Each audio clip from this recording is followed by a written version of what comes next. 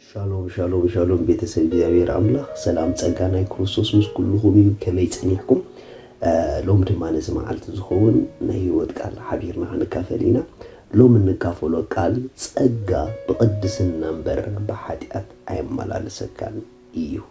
ጸጋ ብቅድስና እምበር ብኃጢአት ኣይመላለሰካን እዩ ብዙሓት ክርስቲያናት ስለ ጸጋ ጌጋ ዝኾነ ርድኢት ዘለዎም ኣለዉ even ሰበኽቲ ስለ ጸጋ ጌጋ ዝኾነ ርድኢት ኣለዉ ሰሚዕ ኣለኹ ንጸጋ ዝሰብኩ ኣይትከተልዎም ዝብሉ ሰባት ሰሚዕ ኣለኹ ጸጋ ዝብሉ ንኃጢአት ላይሰንስ የብዝቡኻ ዝብሉ ሰባት ነገር ግን ናይ ሓቂ ሓደ ሰብ ጸጋ ኣምላኽ ብዝተረድኦ መጠን ሓደ ሰብ ንጸጋ ትምህርቲ ብዝኣመነ መጠን ኣብ ሓጢአት ዝመላለስ ኣብ ርኽሰት ዝመላለስ ንዑ ክንርኢ ኢና ጸጋ ኣምላኽ ክትሓጥድ ዝገብረካ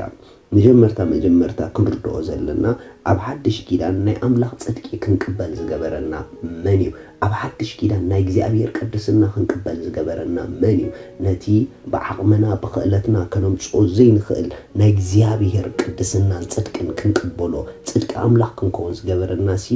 መን እዩ ጸጋ ኣምላኽ እዩ ስለዚህ ጸጋ ኣምላኽ እንተደኣ ናብ ጽድቂ ኣምላኽ ኣቲና ጸጋ ኣምላኽ እንተደኣ ናብ ቅድስና ኣምላኽ ኣቲና ብኸመይ መለክዕዩ ጸጋ ኣምላኽ ንኽንሓጥ ዝገድፈና ገለ ከም ዝኽብሉ ሰሚዕ ኣለኹ ባላንስ ምግባር የድልዩ ጸጋ ጥራሕ ክንብል የብልና ዝብሉ ሰሚዕ ኣለኹ ኖኖ ሓወይ ኖኖ ሓፍተይ ንጸጋ ኣምላኽ ናትክናተይ ባላንስ ኣየድልዩን እዩ ብምንታይ ከም ጸጋ ኣምላኽ ባላንስ ክትገብሩሉ ኣይ ካብ ጸጋ ንሕና ጠሊብና ንጸጋ ኣምላኽ ባላንስ ክንገብሩሉ ኣይንኽእልን ኢና ንጸጋ ከምቲ ዘለዎ ብምልኣት እንተተረዲእካዮ እሱ ድማ ኣብ መልአት ቅድስናን ጽድቂ ኣምላኽን ከምብረካ ብቑዕ መጽሓፍ ቅዱስ ከምዚ ኢሉ ኣሎ ሮሜ ምዕራፍ 6:13-14 ዘሎ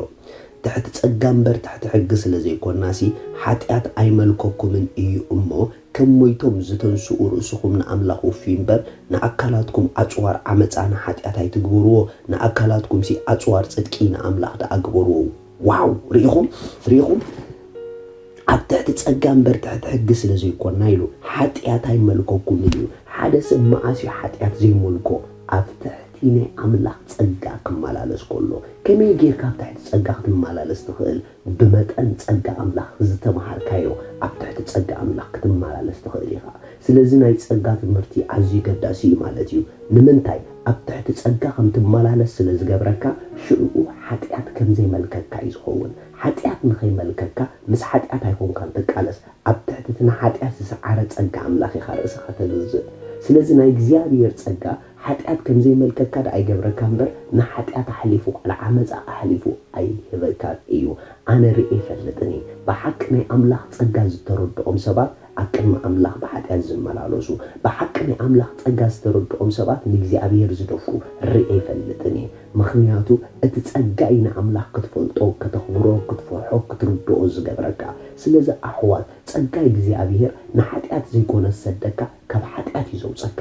ረእይዎም እቶም ኣብ ልዕሊ ናይ ጸጋ ትምህርቲ ዝለዓሉ ሰባት ኣብ ውድቀት እዮም ዝነብሩ ዋይ ተተባሃለ ምኽንያቱ እንተደኣ ኣብ ትሕቲ ጸጋ ርእስኻ ዘይግዛእካ ኣብ ትሕቲ ሕጊ ኢኻ ርእስኻ ተግዝእ ካብ ክልቲኡ ሓደ ኢኻ ዘለኻ ወዲ መንጎ ዝበሃል የለን ፍርቂ ጸጋ ፍርቂ ሕጊ ዝበሃል ነገር የለን ወይ ናይ ጸጋ ሰብኩን ወይ ናይ ሕጊ ሰብኩን ሓደ ኢኻ ትመርጽ መጽሓፍ ቅዱስ ከምዚ ኢሉ ኣሎ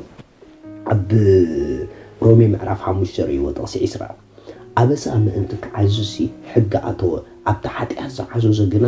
ኣብኡ እቲ ጸጋ ኣዝዩ ዓዘዘ ንምንታይ ኣብቲ ሓጢአት ዝዓዘዘሉ ጸጋ ኣምላኽ ዓዚዙ ዋይ እግዚአብሔር ኣብቲ ሓጢአት ዘሎ ጽጉ ኣመና ኣብዝሕዎ ምኽንያቱ እንኮ ንሓጢአት ዝስዕር ጸጋ ጥራሕ ስለ ዝኾነ እዩ እንኮ መልሲ ጸጋ ጥራሕ ስለ ዝኾነ እዩ ስለዚ ኣብቲ ሓጢአት ዝበዝሖ ኣብኡ ጽጉኡ ኣመና ዘብስሶ እግዚአብሔር ርኢኹም ኣብቲ ሰንከልከል ትብልዎ ኣመና ጸጋ ዝለቅቕ ንምንታይ መታን ካብ ሰንከልከል ከውፀና ሃሌሉያ ኣብ ጸጋ ኣምላኽ ፈጺምና ንወክል ዝበለጸ ናይ ምልኣት ህይወት ክንነብር ክንጅምር ኢና ምኽንያቱ ጸጋ ኣምላኽ ናይ ምልኣት ህይወት ከም ትነብር ዝገብረካ ጸጋ ኣምላኽ ንኽብሪ ኣምላኽ ከም ትነብር ዝገብረካ ጸጋ ተረዲኡ ካብ ፍቓዱ ዝወፅእ የለን ጸጋ እንዳበሉ ብዘይ ፍቓዱ እንተደኣ ይኸዱ ኣለዉ ኮይኖም እዞም ሰባት እዚኦም ንጸጋ ኣምላኽ ብትኽክል ኣይተምሃርዎን ኣይተረድእዎን ነቲ ጸጋ ብትኽክል ስለ ዘይተረድእዎ እዮም ዝወድቁ ዘለዉ ምኽንያቱ እቲ ጸጋሲ ኣየውድቐካን እዩ ይሕዘካ እዩ ኣየጋግየካን እዩ የቕንዓካ እዩ መጽሓፍ ቅዱስ ቲቶስ ከምኡ ኢሉ ኣሎ ቲቶስ ምዕራፍ 2:11 ዘሎ ጸጋ ኣምላኽ ተገሊጽ እሞ ንኹሉ ሰብ ከዓ መድሓናምፂ እዩ ሪኹም እቲ ዝተገልጸ ጸጋ ንሰብ ኣድሒኑ ካብ ሓጢኣት ቀፂሉ ከምዚ ኢሉ እቲ ብሩኽ ተስፋን ናይቲ ዕዙዝ ኣምላኽናን መድሓኒናን ኢየሱስ ክርስቶስ መግላጽ ክብሪ እናተጸበና ግፍዕን ዓለማዊ ትምኒትን ክሒድና ኣብዚ ዓለም እዚኣ ብጥንቃቐን ብጽድቅን ብኣምልኾን ክንነብር ይምህረና ኣሎ ጸጋ ከምዚ ዝምህረካ ጸጋ ሪኹም ብጥንቃቐ ብጽድቂ በምልኾ ክትነብር ይምህረካ ጸጋ ኣምላኽ ንኹሉ ግፍዒ ዓለማውነት ትምኒት ከም ትኽሕድ ይገብረካ እምበኣር ጸጋ ኣምላኽ ንዓለማውነት ኣኽሒዱ ንጽድቂ ንቕድስና ንኽብሪ ኣምላኽ ንኽትነብር ይምህረካ ጸጋ መምህር ቅድስና እዩ ብሓቂ ጸጋ ዝርድኡ ሰባት ብቅድስና እዮም ዝነብሩ ስለዚ ኣይትጋገዩ ሰብ ጸጋ ክምህር ከሎ ቀልጢፍኩም ጃጅ ኣይትግበርዎ ካብቶም ጸጋ ዝምህሩ ተጠቀሙ መታን ብሓቂ ክትመላለሱ ጸጋ ንሓጢኣት ኣይለቀካን ጸጋ ካብ ሓጢኣት ይዘድሕነካ ሻሎም ንስኹም ብሉጻት ኢኹም